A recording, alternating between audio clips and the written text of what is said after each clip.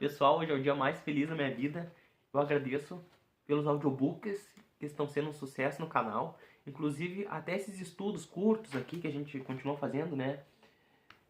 Deu uma diminuída, que eu tô trabalhando. Inclusive, coloquei a minha esposa também, ela gravou um audiobook de um livro que vai entrar em breve. Ela gravou todo, ela já começou outro, enquanto eu também já tô gravando um outro audiobook. O dela eu já tô editando. E em breve vai estar disponível um livro psicografado pelo Raul Seixas. O livro Há 10 Mil Anos. Livro assim, excepcional. Livro bem curtinho, que conta a história de um continente que não existe. Não é mais a Atlântida. A Atlântida todo mundo fala, mas tem outro continente que existiu, chamado Lemúria, que também desapareceu misteriosamente. E o livro que a minha esposa gravou é sobre isso, e eu tô ali trabalhando, botando os efeitos sonoros, enfim. Muito feliz que a gente está nessa nova empreitada na página. E hoje a gente vai continuar então no capítulo 16, que é a lição maior, o título.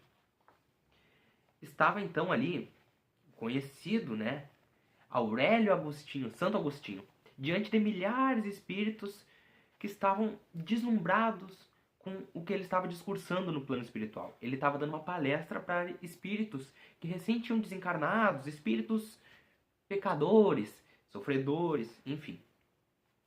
Desencarnados de vários países cristãos ali se juntavam para ouvir as palavras do orador. Muitos diziam: o Santo Agostinho transcende a humanidade terrestre.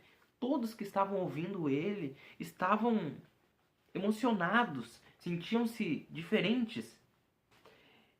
Ele, após a palestra, preparava-se para sair do local, quando recebeu um toque de alguém que a recém vinha desencarnado da terra.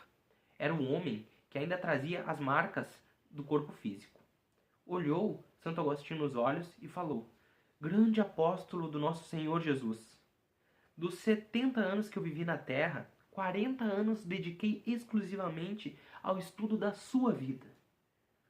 Eu te procuro desde muito, tenho uma imensa afeição pelo Senhor.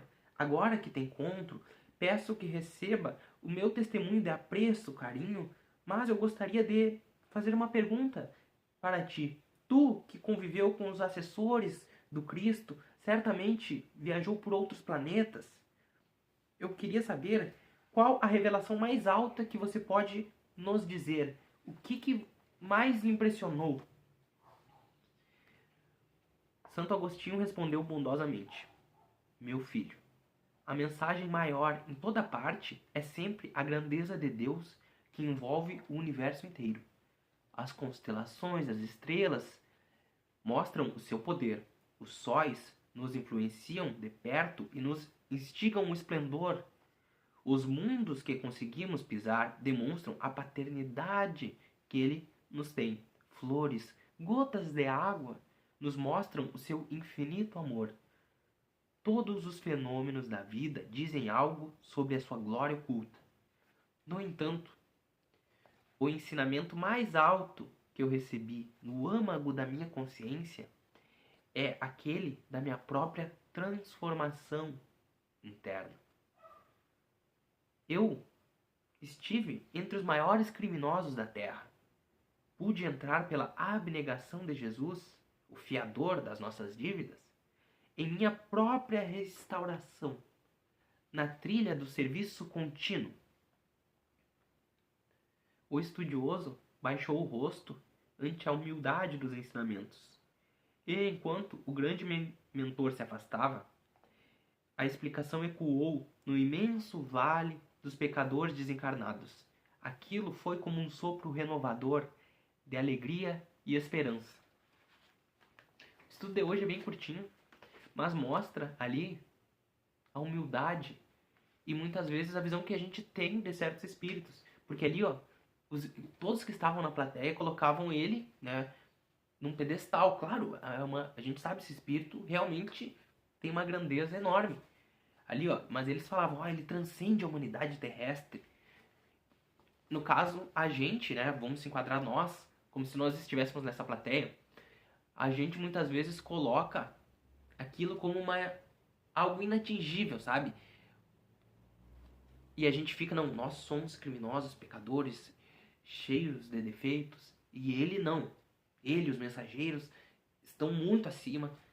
E realmente a gente sabe que eles estão. Mas ele vem nos mostrar aqui com humildade que ele também estava entre os criminosos e que só bastou a ele simplesmente se melhorar. A gente sabe, não sei se vocês... Eu não sou um grande estudioso da vida do Santo Agostinho, mas o que a gente sabe, o que a maioria das pessoas sabem, mas talvez você não saiba, enfim, não sei quem é que tá vendo esse vídeo, mas Santo Agostinho tinha uma teoria muito simples, muito simples, mas que se a gente botar no papel, a gente não faz. A teoria dele era, antes de dormir, ele refletia sobre tudo que ele fez. Tudo que ele fez. Se durante a manhã ali ele distratou uma pessoa, no outro dia ele tentava reparar aquele erro e não distratar aquela pessoa novamente. Se ele teve algum pensamento negativo, no outro dia ele tentava colocar um pensamento positivo. Enfim, ele todo dia, durante anos e anos, ele começou a lapidar a si mesmo.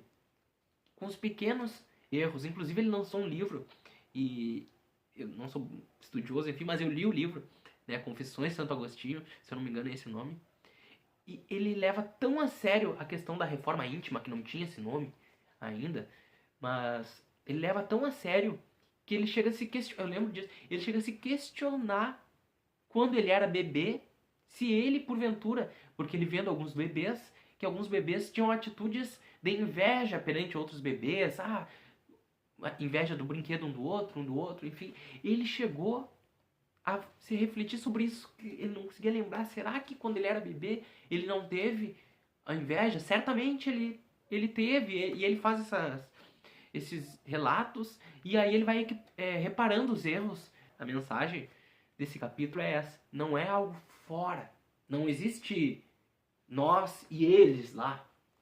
A gente como espírita sabe que nós vamos atingir aquele nível, mas não dá pra gente ficar também, não, eu sou assim mesmo, não vou mudar, o mundo é assim mesmo, eu vou seguir agindo dessa forma, não quero mudar. Enfim, a gente sabe que a gente não é perfeito, a gente tem defeitos e é difícil mudar, mas o exemplo do Santo Agostinho é esse, ir modificando todos os dias, né?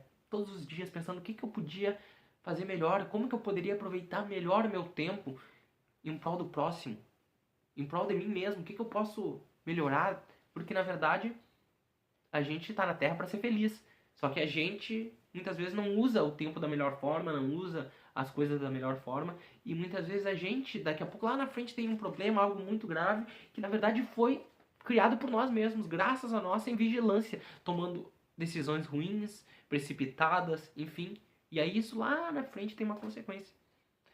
É isso, pessoal. Até o próximo estudo. Fiquem todos com Deus.